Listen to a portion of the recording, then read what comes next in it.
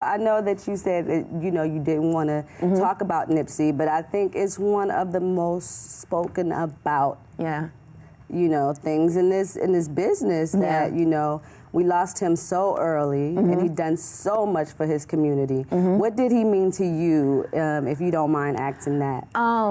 It's crazy because I met Nipsey about 10 years ago when he had a show in New York. So he was on tour with The Game, and I went to a show, I did an interview for my site, and then eventually I moved to Los Angeles. And you know, when you move here, you go to what, like Beverly Hills, you go see the stars. No, I didn't do none of that. I went and did all the things that I saw on TV shows. So I went to La Cienega Boulevard because of the Proud Family. I went to Leimert Park because of Moesha. All right. I went to Randy's Donuts because of the Bernie Mac show. And then Nipsey always talked about Slauson, so I went to the car wash over there, and then I went to his store, and then we just like connected from there. But Nipsey is somebody, I like to tell this story a lot. I remember he was at his studio, I went by, and he had this incredible bookcase that's like off the floor. And I was like, this bookcase is nice. And he was just like, yeah, thank you. And I'm like, where you get this from? He was like, IKEA. He was like, yeah, I put this up. I was like, you read all these books? He said, yeah, no book hits the shelf if I didn't read it. And I was like, yo, this is really dope. And he said the focus should be your book collection and not a TV for your home. And I was like, mind you, I just bought a big ass TV. Right. So I had to go home and like rethink some things and feng shui. So I ended up getting the bookcase. And because of him, it's just like How many books are you in right now? Oh my gosh, on my shelf now I'm like close to 100. Oh, good. And it's because of him. It's just like he teaches you, you understand, like you can be a master at where you are in your career, but you can always excel and learn more. You can continue to learn, continue to push your education.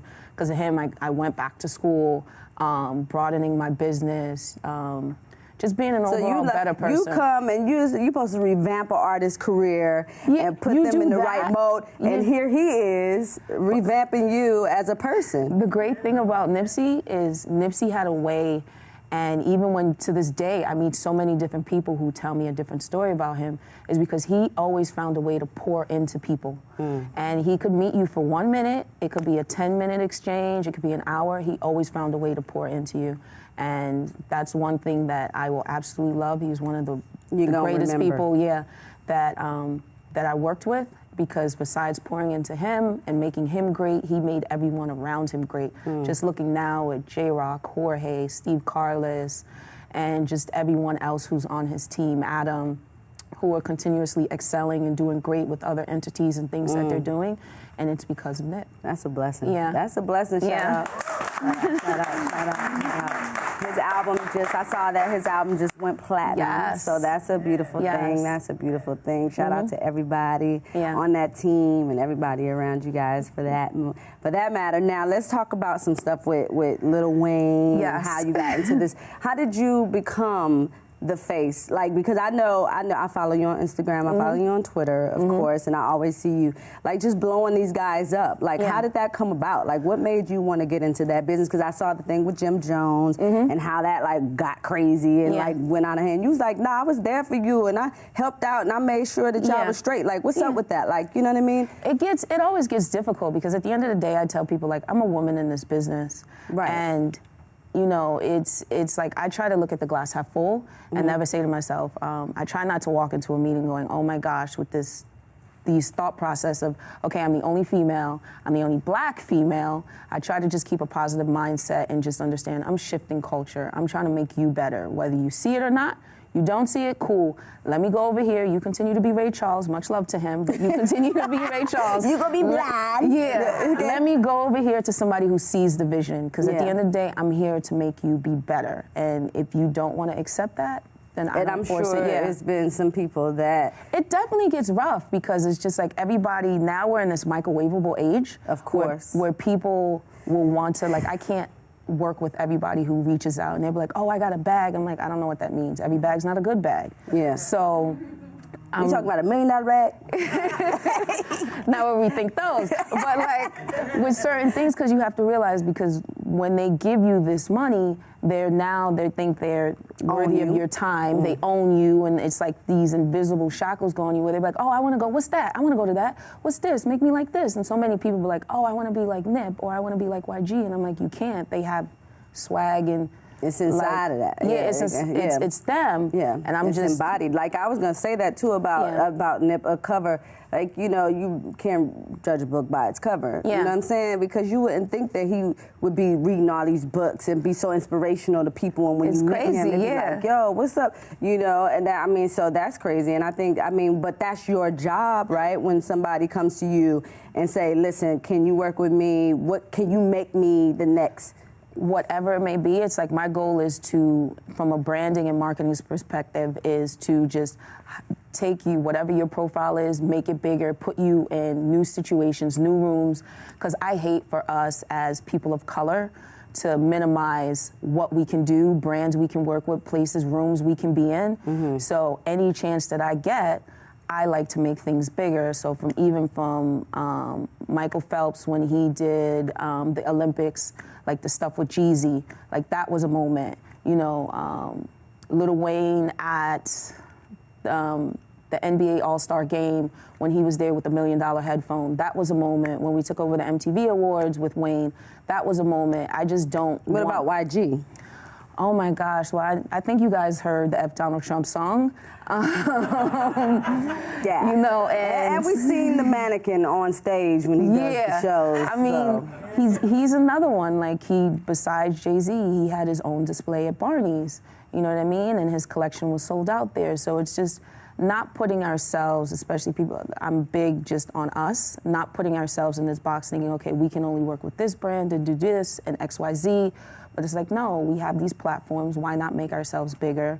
And I'm just grateful for the clients that I've had that have allowed me to do that. They like take a chance. At times they don't get it. They be like, I don't know what you're talking about. Okay, but go ahead, girl. That's your experience. Yeah. So that's where your expertise kick in. Yes. This is what you pay for, you know, if I want to work with you. Yeah. That is. But so do you only work with hip-hop artists, or do you work with R&B artists as well? I mean, I work with brands and companies as well. Beats by Dre, that's the reason I moved to Los Angeles. Okay. I worked with Hillary Clinton, but unfortunately... I remember that. Yeah. I know. So we got, I know how I voted. We're here now. So. Like from Hillary Clinton to Louis Vuitton, it's different like brands and just people now. So, yeah, I'm excited. Yeah. So what are you doing for Karen Civil personally, besides keeping your mind replenished, keeping your body and your spirit good? What are you doing on a daily basis to make that sure? right there, what you just said, because I'm not gonna lie. Besides read. It's like, besides that, I go off the grid. So now I put myself on this like timer even with my phone, because we'll get so caught up. We'll get so caught up in being on the phone all day. And now people are hitting me like, yo, why you didn't hit me back? I'm like, I don't have my phone. Because I'm just in my own world of, I'm writing my next book, and just, I go surfing, I hang out with my dog. I just have nice, quiet, alone time. I'm late to the Netflix party, but Netflix got so many movies on there. They be like, girl, what are you doing? I'm like, Netflix and chill, for one. Are you dating anybody?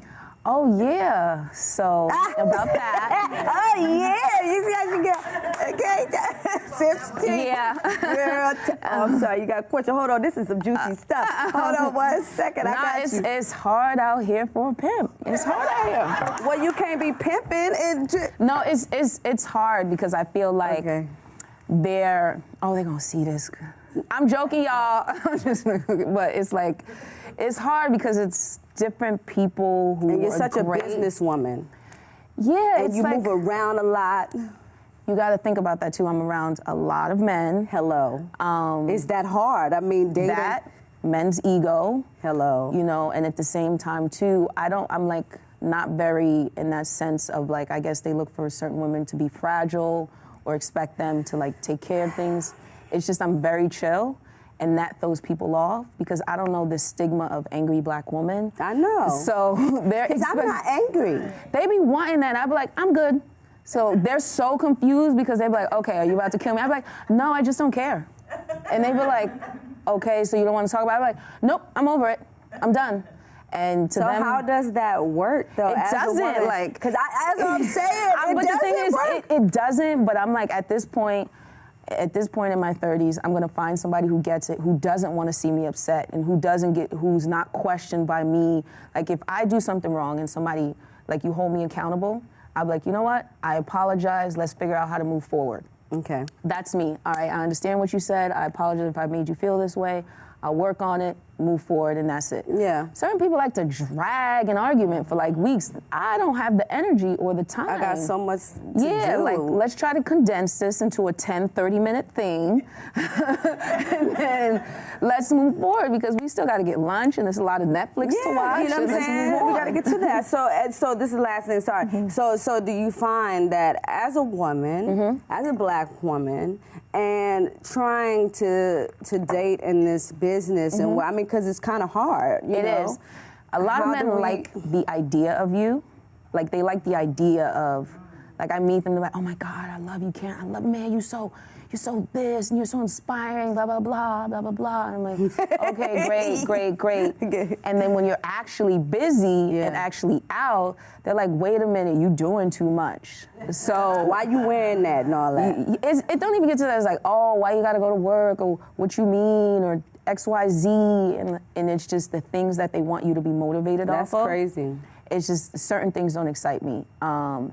Like, material things from certain people don't excite me as much as it does the average person, because I can get it myself. You know that feeling. And that's the it's hard sentimental part, because it's like kind of reprogram yourself, because as a woman and being in a relationship, that's a separate job than actually going out here getting your money and getting to the money and working every day. You know what I'm saying? And having those goals and being driven and having a guy, you know, with you that is supportive of that and overall understanding that, okay, not only do you have to work, but we got to figure this out so that we're not caught up in, because I have a newborn. So it's like, you know, with my boyfriend, we've been trying to balance it. You know what I mean? I think that's the thing we need to find in the relationship, is the balance of it all, because it's so much with him working and me working, and then our newborn, and then, you know, trying to get it in.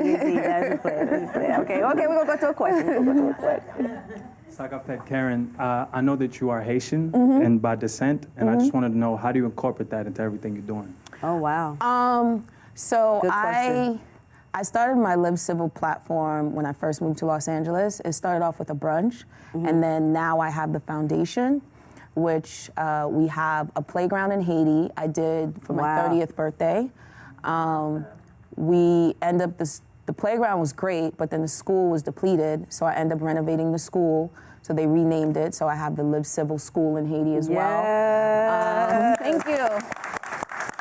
And then I did a computer lab, because for me, it's just my parents were really supportive and making sure, like, I had my little AOL disk, I had my internet service and everything else, so I can broaden my horizons and see outside of, like, my environment. So I set up a computer lab in Haiti as well at an orphanage. So I'm really excited. There's a lot happening now in the country. I'm kind of waiting for it to simmer down a little bit. And I plan on going back, because I do back to school events. So I did it with Andre Berto, who's a boxer and who's also Haitian, and Lil Wayne. Oh, yeah. I think my dad trained him. We did? Yeah, I mean, Virgil Hunter. Yeah. Yeah, let's get into the next question. How important is it to build your brand, especially if you're a celebrity? It's definitely important. Your brand is a part of you. It's your imprint. People, like, just know about it. So, but at the same time, too, you have to make sure that that audience is there. Because so many people are like, oh, I want a brand. I'm like, okay, do you have an audience? Who exactly are you selling to? Who knows that you're there? So making sure people know exactly what you're offering, how it looks, making sure aesthetically across all platforms, everything matches, because people have an Instagram, Twitter, different name, a YouTube, a different thing, all these different handles, making sure everything is cohesive and having the audience there. And then from there, you start to, you turn them into loyalists. And how do you do that? From an instance, dropping jewels. It's okay. For instance, let's see. Does anyone here have a business? Yes. Okay. So for your business, what kind of business do you have? Jewelry. Okay, do you know who your audience is right now? Well, yeah, so far, unfortunately, it's Mm-hmm. just friends and family. Okay. Well, you That's can not have unfortunate. you Yeah, can well, have it's a good start. you can have your friends and family help work towards that. Oh, you can have your friends and family help you push it out there from an extent of, are you doing photography or like when they're wearing your jewelry? Yes. Do you get photos and stuff in this? Yes. Okay, perfect. And then you can aggregate your community by, say, if there's a bridal place nearby, a hair salon, maybe, because most of them have like bridal parties and things like that. So you go to the bridal shop, you go to maybe like a clothing boutique or something of that manner. And